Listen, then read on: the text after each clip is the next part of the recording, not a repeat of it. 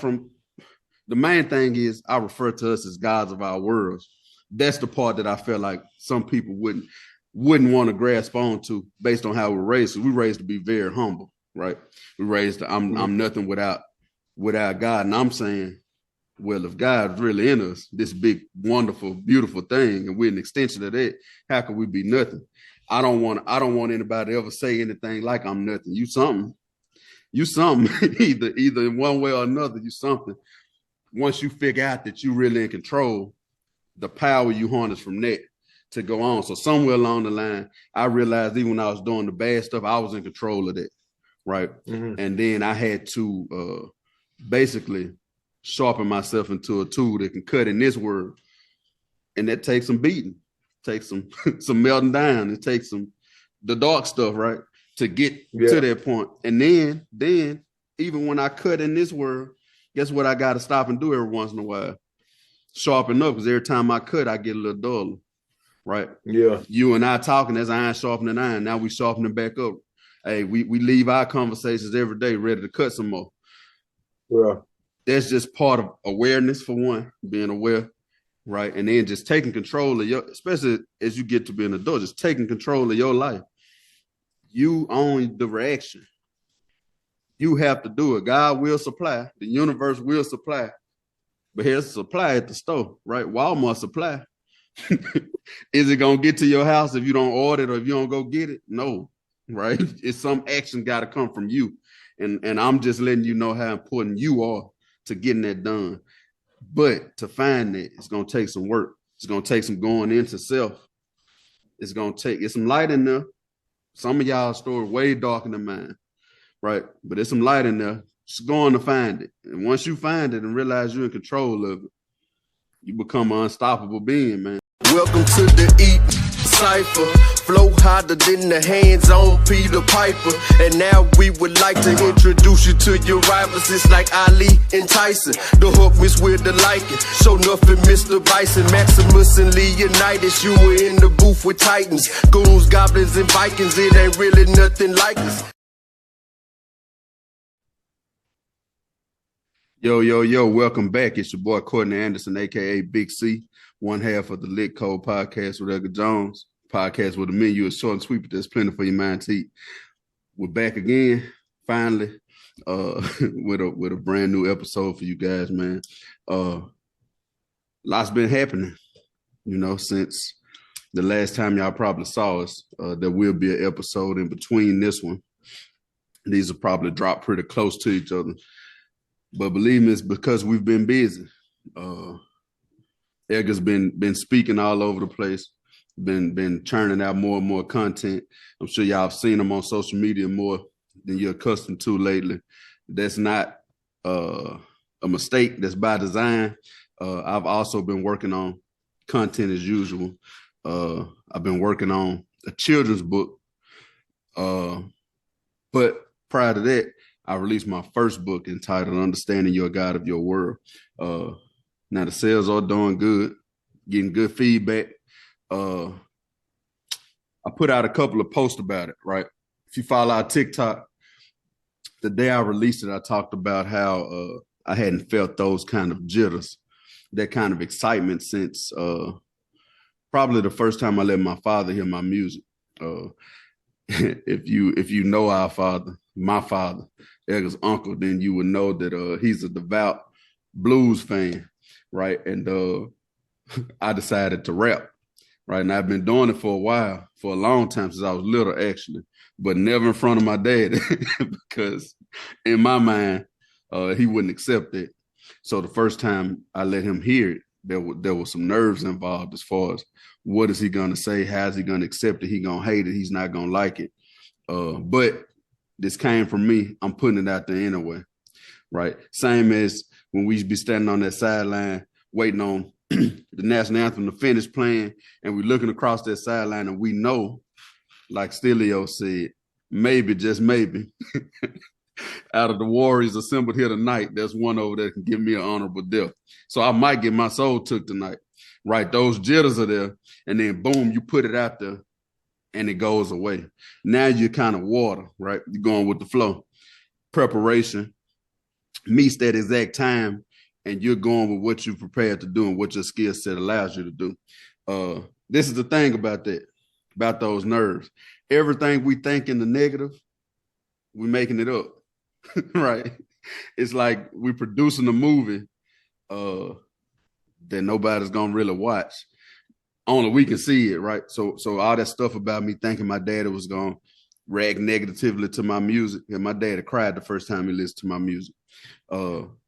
We do that a lot, right? And I'm getting off track from the book, but we do. We create these things in our head when we're trying to put something out there.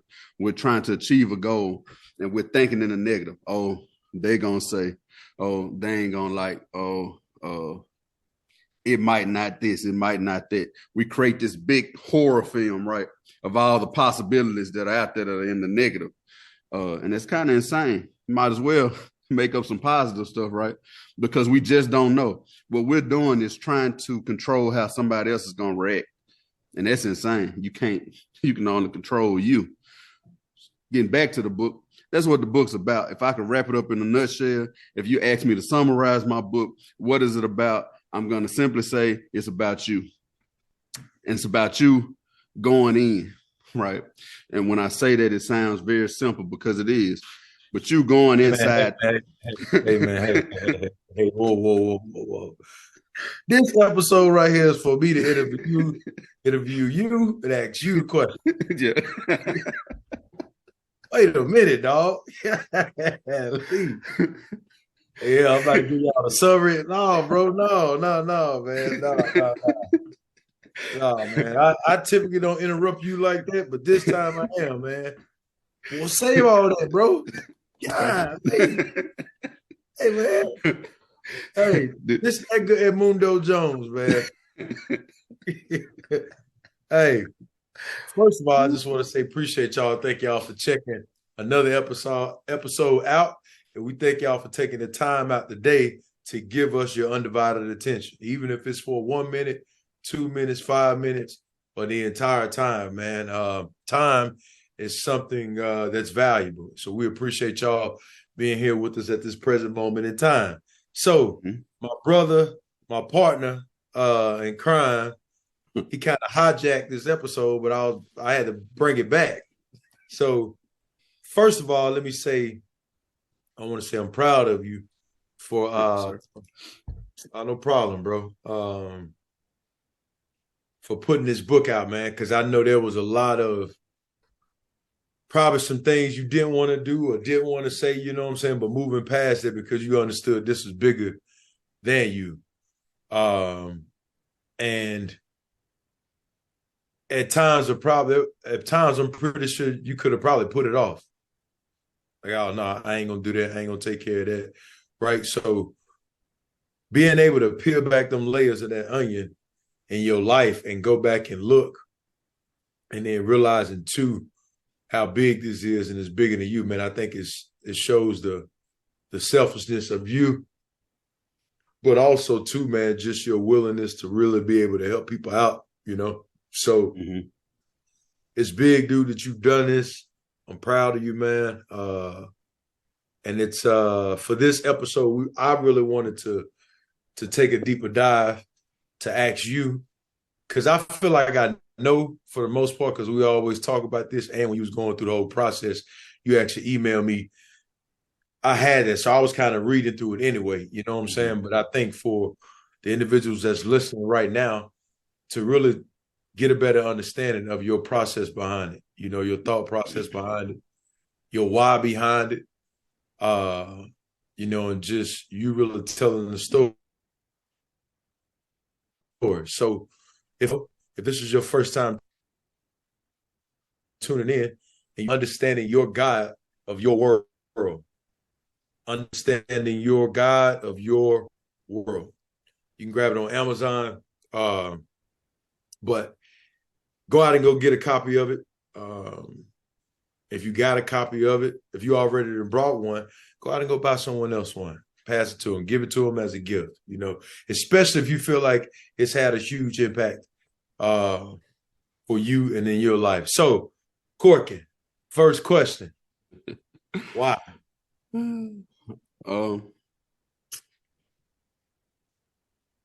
Because that was the universal pull. That was what Big God gave me to put out as an extension of what that is. So I fought against it, like most of us do, right? Not necessarily putting it out, but we usually spend more energy trying to go against the grain when life's flowing one way. The Tao Te Ching is something that I've jumped into recently, and it's an old Chinese classic, basically. It's about the Tao. The Tao is like everything. It's like it's God, basically. It's everything. It's the universe, right? And it's about the way of it, or the path to it, and the way that we should allow ourselves to be in harmony with it instead of going against. So if I needed to get downriver and the current's pushing me downriver, it makes no sense for me to try to swim back upstream, right? It's a part in it called Wu Wei, which means to do nothing, but it actually means to do things without effort, effortless, like this effortless action, basically. So when Egg and I make posts, when we write things out, right, that's given to us without effort. For us to put it out now, and for us to say it, we do that without effort. When we are not saying it, that's us going against the grain. So a higher power gave this to me to put it out, right? And the more I held it back, the more I was going against the grain. The more I was toiling with self. And I'm very big on peace, inner peace, right? And since it was a toil, right? If you think about a woman when she's pregnant, the longer she stays pregnant, the more uncomfortable she gets. Reason being, things are working on the inside that's making it to where this is about to be time for this to come out. And she can't hold it in, right? When it's time for it to go, it's time. It's coming, right? So that was me birthing this into the world. That's my why behind it. That's why I put it out now. The reason it was given to me, I'm not afraid to say I don't know. You know what I'm saying? Yeah, I'm gonna stop you right there. So I know you're gonna go back. Stop you right there, Doc. So talk about this, man. When you was feeling like you should do it, but going against it, what was it? What was it that you were exactly going against it with? So the first chapter in the book is actually Clear Eyes, right? And then the subtopic of that is breaking the chains of religion, society, race, culture, etc. So some of what was given to me goes against some of what we were taught our whole lives, as far as where we were brought up, the type of religion we were brought up in, the culture we were brought up in, what society has taught us. And so knowing that the status quo feels a certain type of way about certain subjects, and knowing that I was raised in it, so I know how it felt when I used to hear things that kind of went against it a little bit, kind of let me know, or started to build up that resistance in me to put it out, right? But another thing that's in the Tao Te Ching says, once I cease to be what I am, I become what I can be. So that means to embrace evolution. All that I built up, when I break those chains, now I'm accepting what I can become to evolve into the next lane. That's how the world works, right? If we just stick to things the way they are and the rest of the world is evolving, and we stick to that, sometimes we can kind of get left behind. Now, that's not to say that some of the original stuff is what it is. At the end of the day, it's to me, it's all for us to get back to love. You've heard the expression "God is love," right? Our whole goal is to get people to the light, love, God, energy, whatever you want to call it, right? Our purpose is to get to that. Yeah. But guess where you got to go to get to it? Through the darkness. That's why I'm big on Asian stuff. We can just take the yin and the yang, right? I like the yin and the yang because it doesn't try to omit the darkness. It's there and it exists equally with the light. Because to me, we're born with both. So it's our job, right, to figure out how to get through one to the other and how to manage both. And that line in the middle of the yin and the yang is where we want to be, right? But sometimes that little light that's over there in the black side, it's one little white dot over there. We got to go through all that to get that, right? So that's the reason. It was me kind of fighting the way I was raised and brought up and all the stuff that we were taught. But I was taught some of the other stuff as well. It's just that's what my predominant upbringing was. It was based on one side of things. And some of the people who taught me that, I felt like they may not necessarily agree with the way I was writing the book I was writing. So that was the main obstacle, I would say. So really battling with the upbringing and the part of the upbringing, some of the things that you just was taught as kids, you know what I'm saying? Mm-hmm. Kind of going back and forth battling with that, your belief system. Mm-hmm. What made you decide to go ahead and go to take that first step? Or was it something that happened? Was somebody said something to you? Can you remember that time and that moment and when it happened? And then how did it happen? It wasn't anything in particular. I've just been living it. I'm a scientist by nature. My degree is in animal science, and scientists, when they have a problem, they research the problem first. So I go into, researching some of my cultural ways, the whys behind our ways, right? And it's not just a religious thing. It's growing up in rural South as a Black person and having an inferiority complex when it comes to people of Caucasian race, right?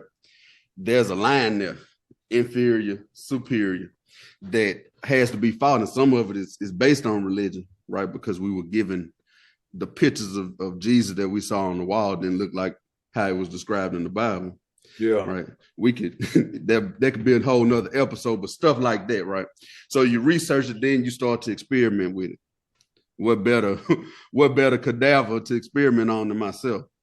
So some of the concepts that I talk about in the book, managing your atmosphere, murdering your victim role, stuff that I did in my own life, right? And started to see other things come to fruition out of doing it.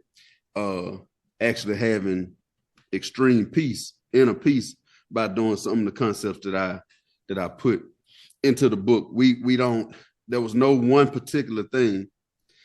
It's just your ability to get to a point and then reflect on what was I doing to get to this point? What was I doing to get that feeling? Right. And at the end of the day, it was finding God, but it was finding God through a intense journey through self. Right. And if we believe that I can do all things through Christ who strengthens me, or that the kingdom of God exists within the individual, even biblically, all the people who ended up finding God or being able to hear him was spending a bunch of time with self in silence, right? With nobody else around. Couldn't nobody else go with them. If it was Jonah in the belly of the whale, if it was Abraham talking to the right, whatever, however you want to flip it and put it together. I'm not a pastor, but I can tell you that most of these people were alone, spending time with self in silence. They went in, they listened, and then they found their path, right?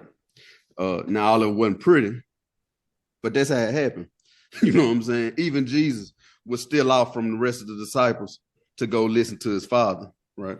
So basically, that's what happened. I started spending more time with self in silence, right? Trying to figure me out.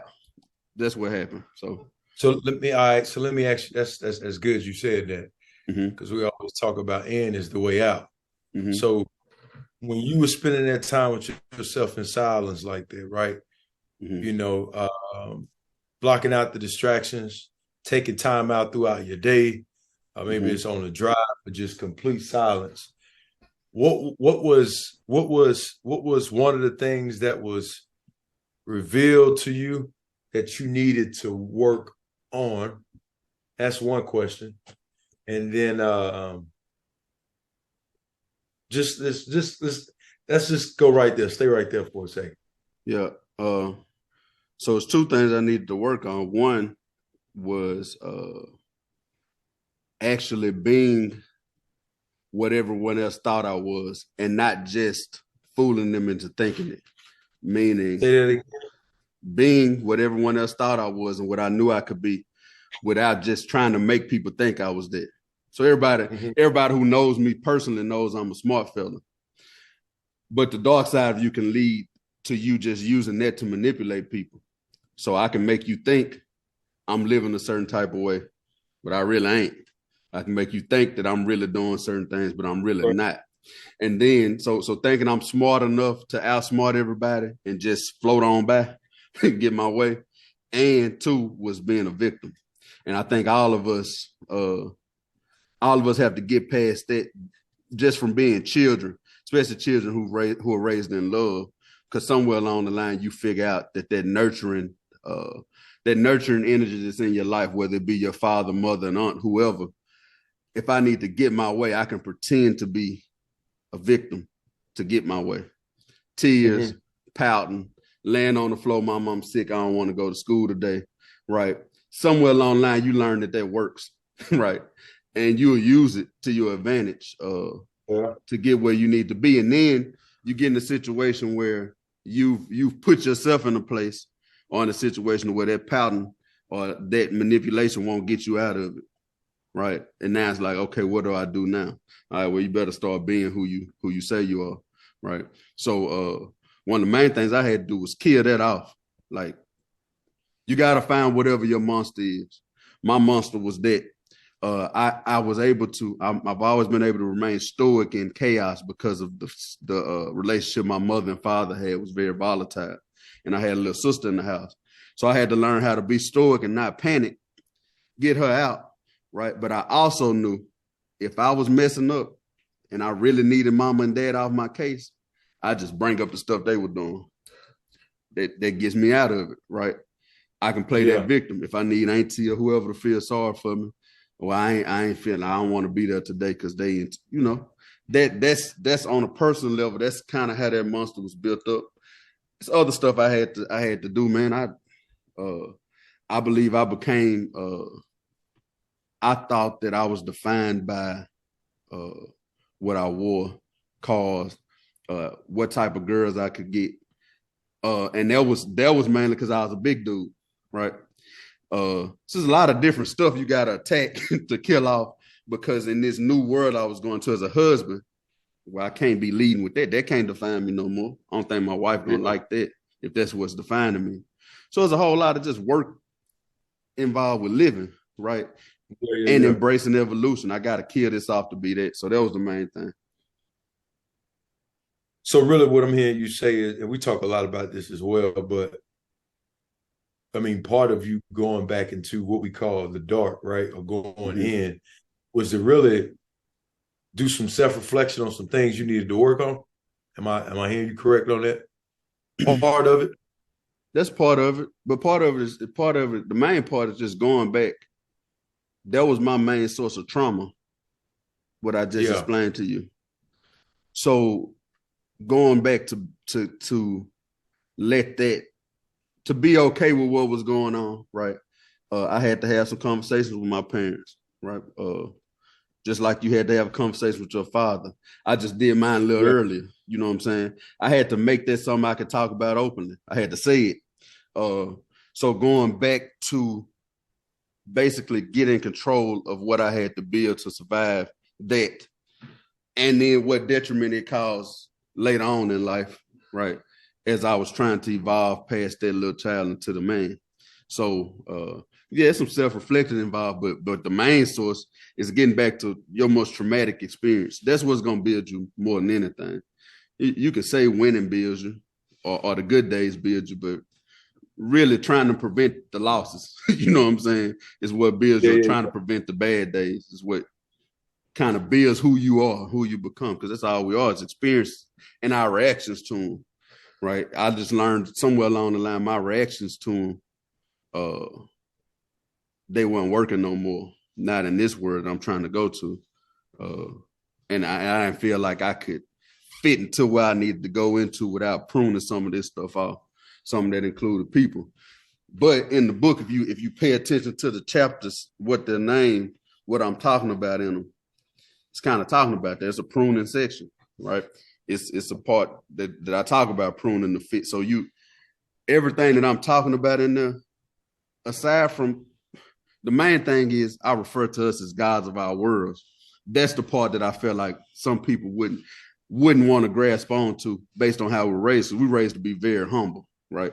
We're raised to, I'm nothing without God. And I'm saying, well, if God's really in us, this big, wonderful, beautiful thing, and we're an extension of that, how could we be nothing? I don't want anybody to ever say anything like I'm nothing. You something. either in one way or another, you something. Once you figure out that you're really in control, the power you harness from that to go on. So somewhere along the line, I realized even when I was doing the bad stuff, I was in control of that, right? Mm-hmm. And then I had to basically sharpen myself into a tool that can cut in this world. And that takes some beating, takes some melting down. It takes the dark stuff, right, to get to that point. And then even when I cut in this world, guess what I got to stop and do every once in a while? Sharpen up, because every time I cut, I get a little duller, right? Yeah. You and I talking, as iron sharpening iron. Now we sharpening back up. Hey, we leave our conversations every day ready to cut some more. Yeah. That's just part of awareness, for one, being aware, right? And then just taking control of especially as you get to be an adult, just taking control of your life. You own the reaction. You have to do it. God will supply. The universe will supply. But here's supply at the store, right? Walmart supply. Is it going to get to your house if you don't order it or if you don't go get it? No, right? It's some action got to come from you. And I'm just letting you know how important you are to getting that done. But to find that, it's going to take some work. It's going to take some going into self. It's going to take some light in there. Some of y'all story way darker than mine, right? But there's some light in there. Just going to find it. And once you find it and realize you're in control of it, you become an unstoppable being, man. So that's all. It was that, man. Getting back to the most traumatic thing I could think of and conquering what came from that. Yeah. Man, you said a mouthful. Man, what chapter, what part of that book would you say was a difficult part to work through? Or you kind of, as you start, maybe not difficult, or maybe it was, but maybe a part that you started to really write, and then you kind of sat back and really took a deep thought about what you was writing down, and really making you go back down memory lane. The title wasn't none of it difficult as far as hurting me to. The thing is, I wrote this book because I had time to during COVID. Yeah, the work had already been put in, so it was nothing that I reflected on that was hard to write. The hardest part was that part that I just said. Me knowing that grandmother or Aunt Olame, you know what I'm saying? If I'm saying that when you say God, if it's 7 billion people that believe, it's 7 billion different gods or versions of God in their head. Until I explain that may sting a little bit because they're like, well, what this baby talking about? Yeah. Now, literally, we can't even count how many God entities there have been created by man since the beginning of time. It's a lot. Greek mythology, they got hundreds of them, you know what I'm saying? And a lot of stuff that we do is based off Rome and the Romans and the Greeks, and so it's a lot. It's a lot of story, and a lot of that stuff come from Egypt, just America. It's a lot of relationships between all these different entities that have been created. But I'm just saying, even the one true God, or that all powerful being, if it's up to the individual, then they are that would take on many different meanings in the mind of a person. No different from you having Amaya, Love, Nova. Edgar Jones is their father. That's daddy. But as soon as Love can talk, when she say daddy, when Nova says daddy, and when Amaya says daddy, it means three different things because they experience him three different ways because he came into their lives at three different times, and they can only experience him as they experience him through their eyes. So that means they can only react to him how they react to him. That means they're really in control of that. They don't know it yet, but they're in control of their reaction to him. They only see him the way they see him. When Love blinks, Amaya's world don't go dark, right? So that concept, me writing the title out the way I wrote it, that was, I wouldn't say difficult, but that was the part that stuck with me like, it might not, I'm going to have to answer questions, basically. But no part of it was really difficult because I had already done that work. I say this, disclaimer for everybody watching, Edgar or myself, this lit thing, this illuminated in thought thing, and everything that spurns from it, is nothing we would ever give y'all that we hadn't worked through already. We not gonna give y'all nothing we speculating about. Edgar likes to say we ain't get that off Pinterest. It's gonna come from work we've done first, right? Or we've helped somebody else do, and we're real close to it. Then we're gonna give it to you. If we don't know, we ain't scared to say we don't know, right? But we'll listen and try to figure it out, right? But we're not giving you nothing or telling you nothing or creating nothing that we guessing on. So I wouldn't have put the book out. I wouldn't have wrote it without me already doing that work. So like I said, none was difficult. If anything, it was like, okay, some of this is controversial. And then when I made the title, I made it on purpose because controversy sells some. You know what I'm saying? So to get people to look at me, what are you talking about? Okay, cool. Once you get into it, though, you know, and then once I record this, I'm going to record the audio book. Once I expound on some stuff, you'll see that it's still rooted in logic. My mind don't work without stuff being logical. Yeah. So you won't have to worry about me talking crazy, right? It's going to be rooted in logic if you're willing to open up and listen. Man, what's been one of the you did say that we won't talk about something we ain't been willing to put ourselves through or work on ourselves. And actually, I do say that I ain't get this from Pinterest. If I did get it from Pinterest, I've still worked on it. Applied it. I applied it. You know what I'm saying? Mm-hmm. But I mean, at the end of the day, right? Like the best message spoke is the one you live. So us being able to live out the things that we talking to people about and through repetition, right? Through not just going to the gym once, but the repetition of going over and over and over again and trying these different exercises and making the adjustments and doing the movement again, and then starting to go speak and talk about it. You know, I know that's real big for both of us.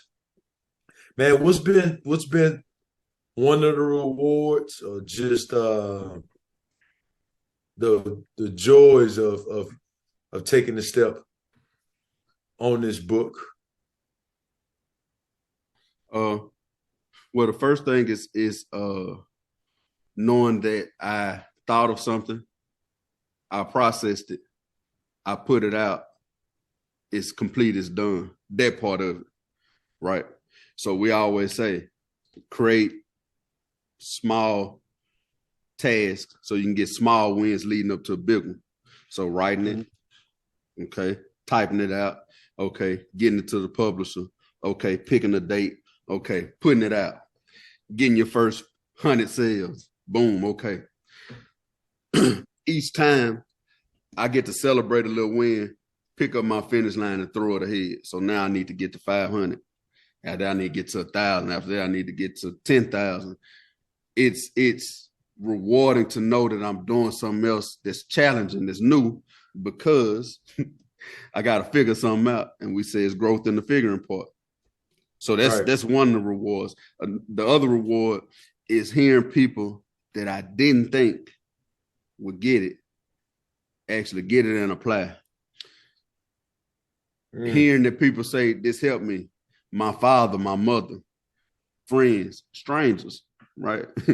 Edgar called me one day before the release, and he introduced me to a man that was buying my book. How rewarding is that? So I like just saying that sentence.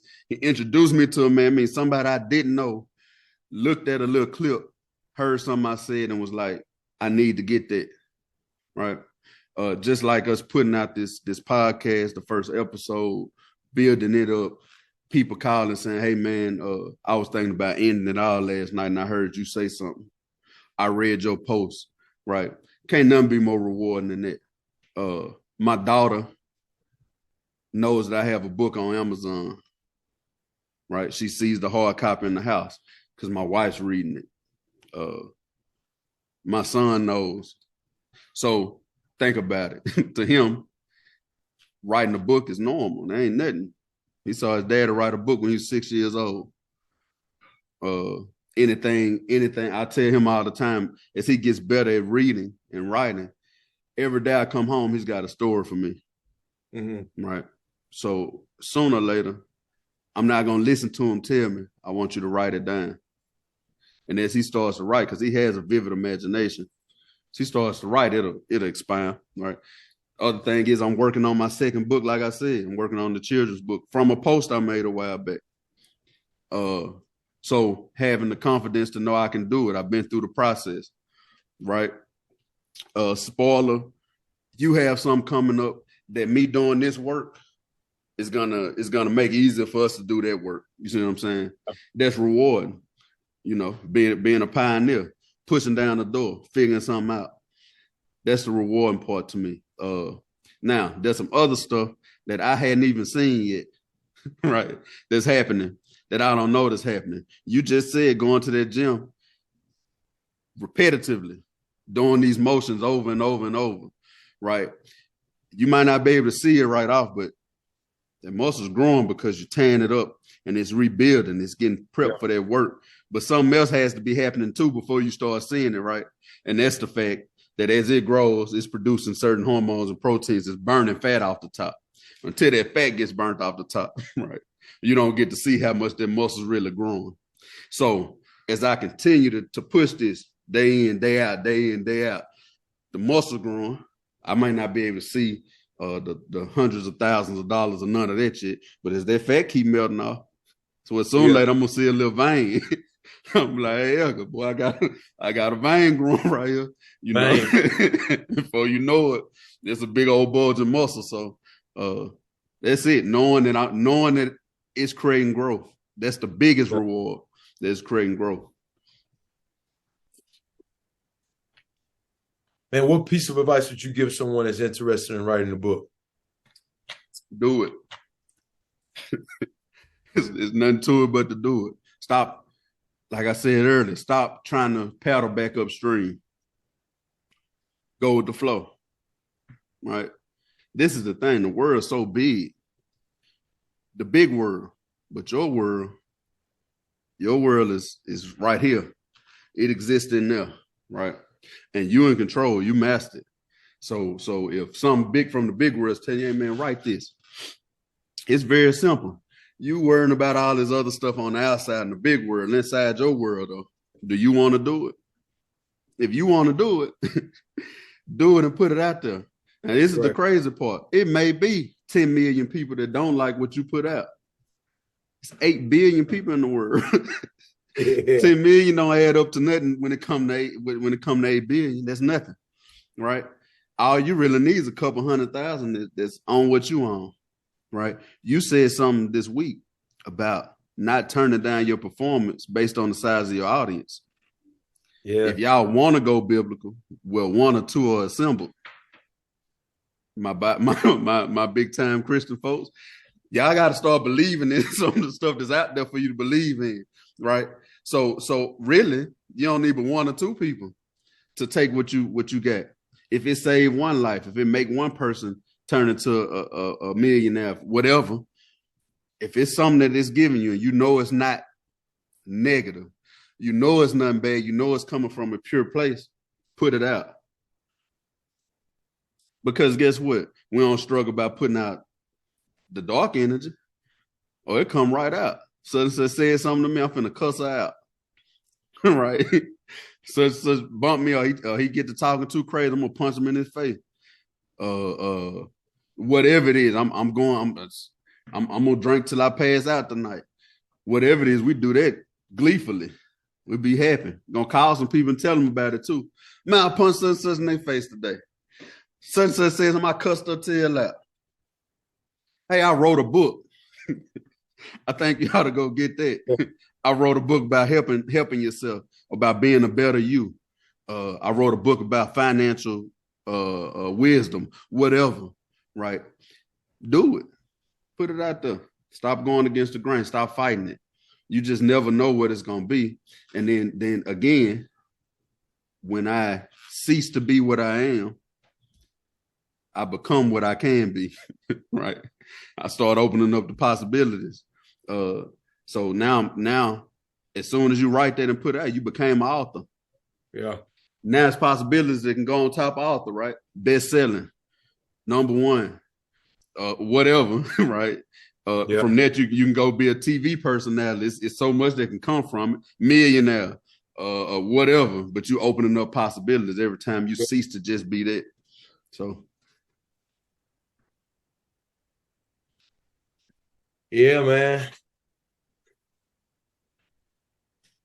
In is the way out.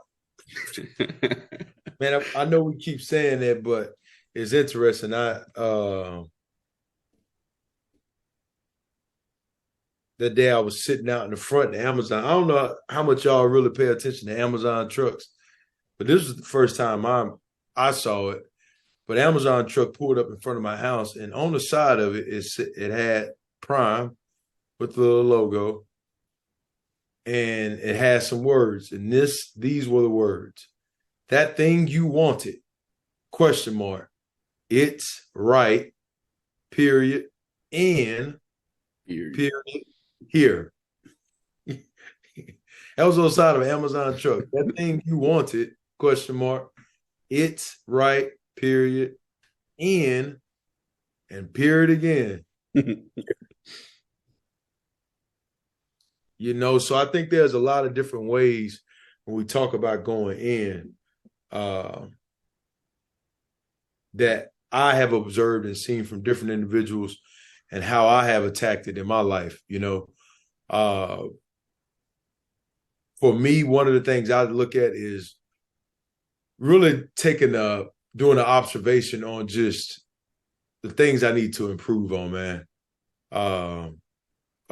Whether it's for me, my anger in the past, for some of you that do know or maybe don't know, and I've been sober from alcohol for about 2 years. I knew alcohol was the battle for me, right? Couple other different things, but the only way I could really start to face and deal with that is by actually looking inside to say, hey, man, what is it that I really need to improve on? And I think in the middle of being able to do that as well, you have to also look at what is it that I do well? What's some skills and talents that's been given to me that I can now go give to the world to contribute to the world in a positive way, right? So it's not always just about looking at the things you need to improve on. You also need to look at what are some things that you do well as well. So, man, it's beautiful to hear you share the journey with it and the process behind it. Periodically, I know me and you would talk a little bit about it. You would send me something over and ask me to read it. I'll read and give you some feedback. But I think to really go a little bit deeper, take a deeper dive by some of these questions and really seeing you elaborate a little bit more on it. Because I know, or maybe for some people, they would like to know more about it. You know what I'm saying? And understand more about it, which also, based off of this conversation we're having and talking about your book, I want everybody that's listening to this episode right now to understand this too. you all have a story. All of y'all have a story. And there's a lot of power in your story. And by you sharing your story in a way that you feel is comfortable for you, you never know the impact that you could have on people. You know, and I think a lot of times we feel as if, I'm going to read something to y'all that I actually been meeting to post and talk a little bit about, and I will, but just going to go ahead and give y'all just a good glimpse into it right now. But when I think about my life, out of the hundreds of conversations I've had with people, I found that being sincere can really work miracles, right? And with strangers, with family, friends, and colleagues and meetings, arguments, parties, and at dinners, being interested changes people's hearts, relationships, hopes, and confidence. So you think about it, right? Like when we go out and we meet people and talk to people and engage with people and go to a party or meet them out at a restaurant or you see somebody at your job, for the most part, people are usually busy talking about themselves. That's what all of us. Me, I done definitely done this in the past. I've been busy talking about myself. When you look at social media, a lot of people are busy talking about themselves. But if you really want to really connect with people, right, in a sincere way, it's just by being curious, by asking them questions, man, and trying to find out a little bit more out about them. And it's amazing on the impact that you can have on people by doing that. And I think a lot of times we feel as if we have to be rich, we got to have a lot of money, we got to do some type of cool hobby or have some type of amazing experience to be able to really change someone's life. You know what I'm saying? To change someone's life. There was a guy, man, that I'm still good friends with. For the first 2 years of our relationship, he didn't know I even played ball. You know what I'm saying? He didn't know I played ball at all. And I would see him at the gym. So we would talk to each other periodically. And then every once in a while, what I would do is if I had enough time, I would ask him just questions, man. Just try to learn more about him and where he's from and what do you do now, whatever. And I remember after a couple of times of me doing that, I said to him, I said, man, is there anything else I could do for you, bro? And he said, hey, man, the fact is you just sit up here and listen to me, bro, after all these times, man. You know what I'm saying? You just let me talk and listen.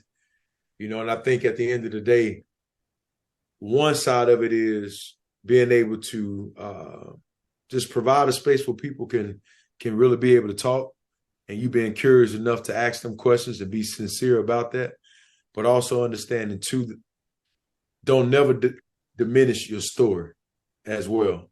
You know, I think a lot of times we walk around with such powerful stories, man, and things that we've overcame and been through, and that just stays in the closet, you know? And by me being curious and talking to different people and asking them questions, there was a lot of people that I talked to that actually talked about their story. And after they would share some stuff with me, I was like, dang, man, you'd have been through that. And you'd overcame this and you'd accomplished this. He was like, yeah, man. And one of the most common things that was said was, man, I just felt like, you know, when nobody really gonna care about it. You know what I'm saying? Or, you know, I ain't famous like that, so don't nobody care about. Dude, there's a lot of people that's interested in what we all have to say, what you have to say for whoever this is that's listening to me. There's some things that you overcame and done, and you came out on the other side of it. That someone needs to hear that. And the thing about it, even if they hear it, they may not even say anything back to you, but it may give them the courage to move forward with the situation. It may stop them from doing something. You know what I'm saying? You just never know your impact that you can have with people, man, by sharing your story. So, yeah. Impact goes both ways as well. So as you're impacting others, you're being impacted. As you learn more about others, you learn more about self. Iron sharpens iron. The sharp and E changes as the sharp end changes, right? It happens. So it's very important that you do that. The part about not diminishing your story. Edgar played in the NFL, right? If you add up everybody that's ever played in the NFL, MLB, NBA, NHL, Major League Soccer, entertainers, actors, rappers that become rich, you can add all those people up. It's still more people who hadn't done none of those things than people who have. And even if you go into Edgar's profession, Edgar may not have had the same. It's more Edgar Joneses than there are Ed Reeds, right? You have certain people who are one-offs in rare air, right? And it doesn't mean that their story is more important than yours. Matter of fact, most people can relate to yours more than that because everybody couldn't do that or be that or go in there. And then if you really let them tell you their story, you'll realize that they're just people too. Yeah. But it's more somebody listening to this will gravitate towards Edgar more. Some will gravitate towards Courtney more. We understood that synergistic effect before we even started this, right? But that's the beauty of it. It's somebody out there that's going to be impacted no matter what by the both of us. So we're not missing too many people. Our net, the net we can cast together is vaster than the net we can cast individually, right? So you being willing to tell your story and you being willing to find like-minded people to tell their story with you, after a while, if all of us start coming together, imagine the net we could cast. Imagine how we can shift mindsets. Imagine how much better people could live because most of the states that we're in is just a mindset. And it's based on you. It's based on you, but it's based on experience that only you can experience the way you do. I was just wrapping it back around to the book. Like we're being real big on you. That Amazon truck, man. To me, I read it as a conversation because they put punctuation on it for a reason, right? Sometimes we're struggling with that thing, right? I'm gonna wrap this up the same way he started it. That thing, my book, I wanted to put it out, right? To me, it's the universe. That Amazon truck is the universe talking to you. That thing you wanted, and the question, you're like, yeah, it's right.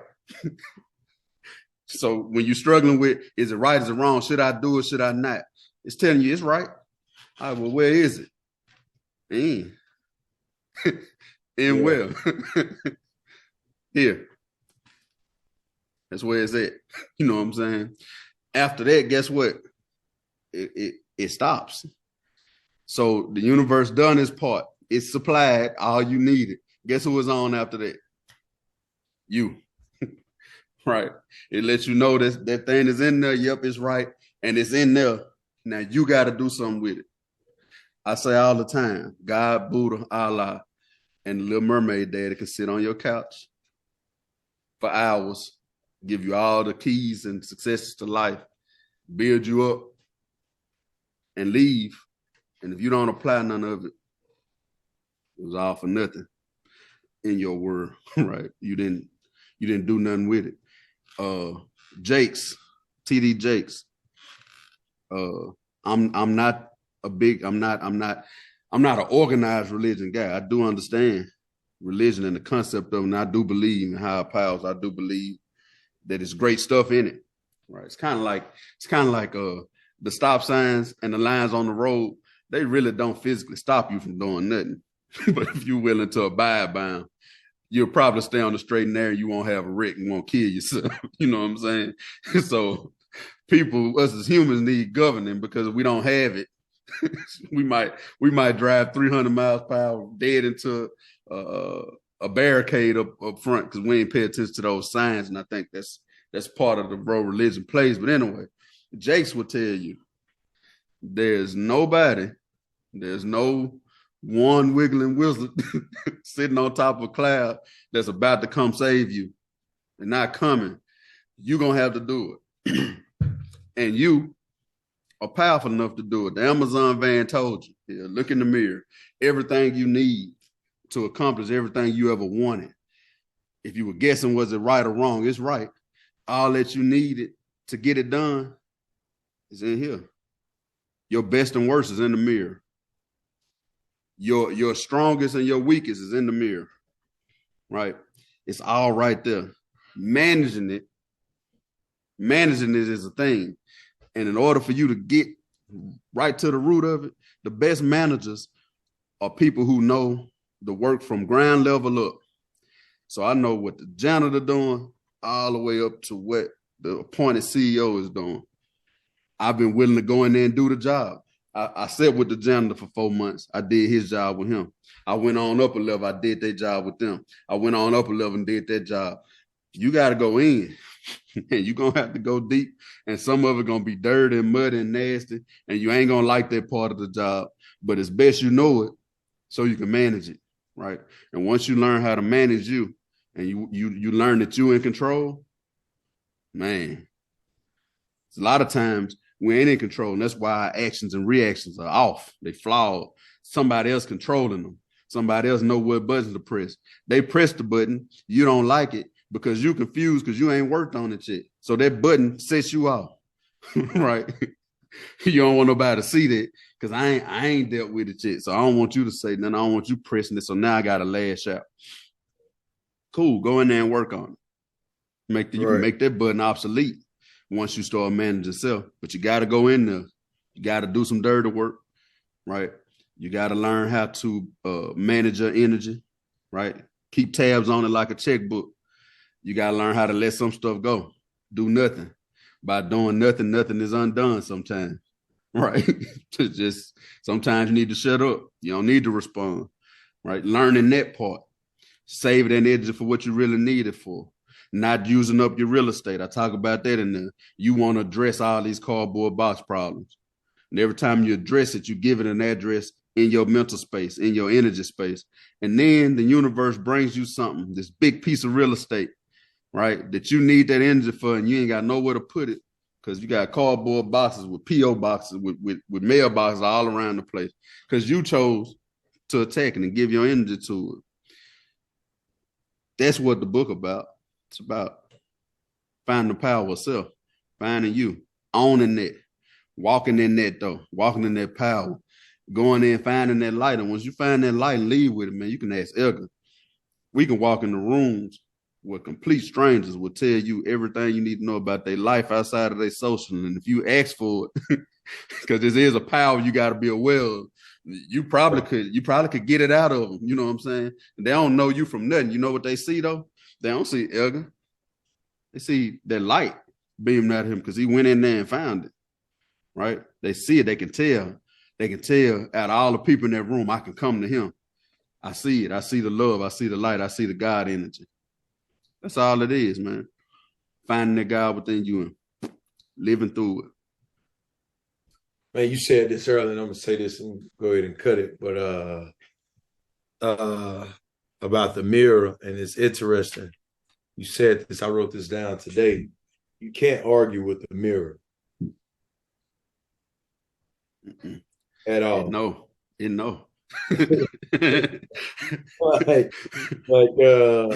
What cartoon was that where that girl looked at that mirror and said, mirror, mirror on the wall. Who's the fairest of them all? Yeah, I can't remember which one it is, but I know where he is. Yeah. You know, and you can't adjust the mirror. You have to make the adjustments. You know what I'm saying?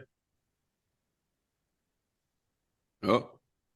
You can't argue with it, you know. So being able to look yourself in that mirror and ask yourself two questions.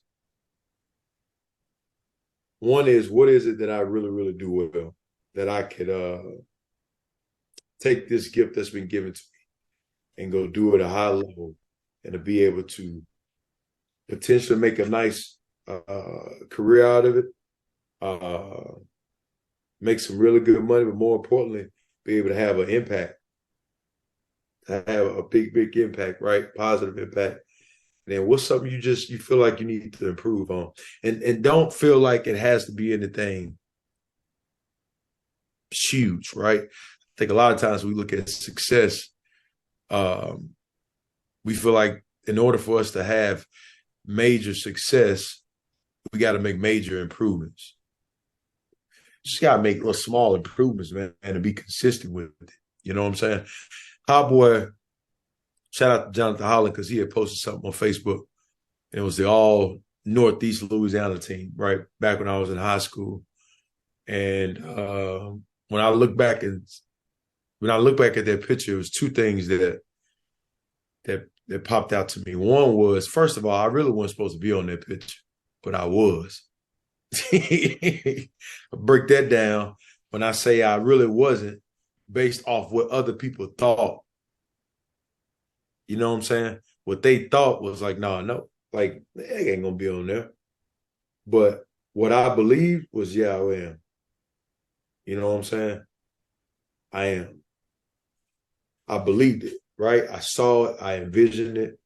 The other thing that I really thought a lot about is, man, up until that point, and I mean, even after that, I just was consistent in what I did, and I believed in what I was doing. I was consistent at getting up early in the morning to go work out. I was consistent at being the last one to leave the gym. I was consistent at running around in my strength shoes when folks was looking at me crazy. I was consistent at pulling a parachute. You know what I'm saying? I was just consistent at doing those things, even when maybe the people closest to me didn't even see eye to eye with what I was doing. And that's okay, you know? It's not for everybody to see. It's not for everybody to hold that dream that you had. I get this analogy all the time. You can't take gasoline and put it in a styrofoam cup. It ain't nothing wrong with the cup nor the gasoline. But how them two mix with each other, it just, that cup can't hold that gasoline. So there's some people that's in your life that you probably want to tell them your dream, or you already have told them what you envision and what you see, and they just can't. It's not for them to hold that, man. And there's nothing wrong with them. It's nothing wrong with them at all. You know, y'all looking from two different perspectives. They a turtle and they looking down at the ground, and you a giraffe and you seeing up here. Your level's high in what you looking at. Nothing wrong with that, man. Nothing wrong with that at all, right? But going back to that whole mirror thing of ask yourself what it is that you do well, that you can start to be intentional about applying to your life. What's the one thing I need to work on? Maybe I eat late at night and I snack too much. I got a habit of eating at 1 or 2 o'clock in the morning, eating bad food. Maybe you just cutting that out. Here's the important thing about it. You're building a good habit, right? And you're starting to be consistent. You're building good habits of consistency. And just, it's like putting deposits in a bank, man. Just add them little small deposits up. You know what I'm saying? So, yeah, man, Quinn, I appreciate you, man. Proud of you. I want to salute you again. The book. Thank you, man. You being able to really step out and do that in the middle of all the things you just talked a lot about, that the thinking that was going on, which you really putting this book out there, man. But understanding you're God of your world. So I salute you again. I know you're making an impact on people more than what you know. You know, it's bigger than what you know. The what's the old, and now the story you gave about the man in the shade tree? Oh yeah, great man. Plant the seeds to trees from which they will never feel the shade. It's basically just meaning I'm doing work now that will hopefully provide shade for people I ain't never even met and I won't meet, right? Generations down can benefit from what I'm doing now. And then people I still won't meet just from writing this book. Don't have to necessarily be after I'm gone. I may be creating some shade for them that I never see because I never meet them, never be where they are. I'm gonna wrap up because if I don't, we'll be here another 2 hours. But I'm gonna wrap up on what Edgar talked about, that that picture, those pictures in that all Northeast thing. Edgar and I's relationship is so synergistic because that guy that was on the picture here, I know him well. We were spending more time together then, way more time together then than we spending now. It was a daily thing at that point. This is what stuck out to me, Mr. Jones. If you go back and look at it, it'll stick out to you. Most of everybody else on those pictures had these long paragraphs under explaining stats and what they did and all of that. It's two different write-ups on both of Edgar's. One of them got one line, one of them got a line and a half. Right. He talked about figuring out what you do well and going behind that. Edgar's in the book, right? He's in the portion about adversity, if I'm not mistaken, or finding that one thing and going behind it. It's one of the two, but it was hard work for him. So some of these other people were so skilled that they had whole paragraphs under the right. They did this, and that, right? Edgar Jones had a line or two because that's all Edgar Jones was standing on. They ain't gonna outwork me. I'm outworking everybody. That's what he did. Now here's the catch. That was his senior year. My senior year was following. Only one person from Raven was on any of those pictures. That was Edgar Jones. My senior year, it was at least 6 of us. All 12 eyes out of that 6 saw Edgar Jones working. Now, what Edgar was doing was for him. We didn't understand it because it's the power of you. It was for Edgar. So we didn't understand. But what we did take was, hey, man, somebody from Raven can be in it. And what Edgar did was work. So let's work. So myself, Scat, we worked at the pool. We'd go work out first, then go to the pool, go work out again, then come home, play basketball till it get dark, past dark, whatever we had to do. That was our way of tapping into our Edgar Jones. We got bikes. We used to ride around town on bikes because Edgar would ride his bike from his mama's house to my dad's house to flip the tire and ride back. He was doing it for him, not knowing he was creating shade for us because we was going to do the same work and then reap the benefits of what he had did before us. Somebody always watching, right?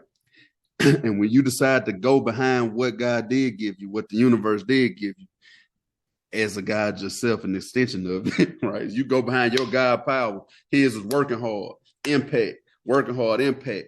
We looking at it. That light infectious. You can't fight it. We looking at it and we took what we had to take, and from that, boom, go from 1 to 6 real fast, just in a year's time. But based on what he did, blazing a trail. People call people trailblazers.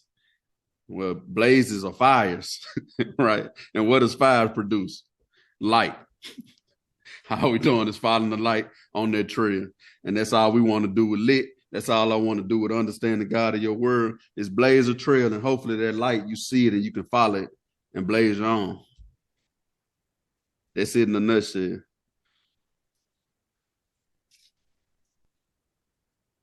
We out. Peace.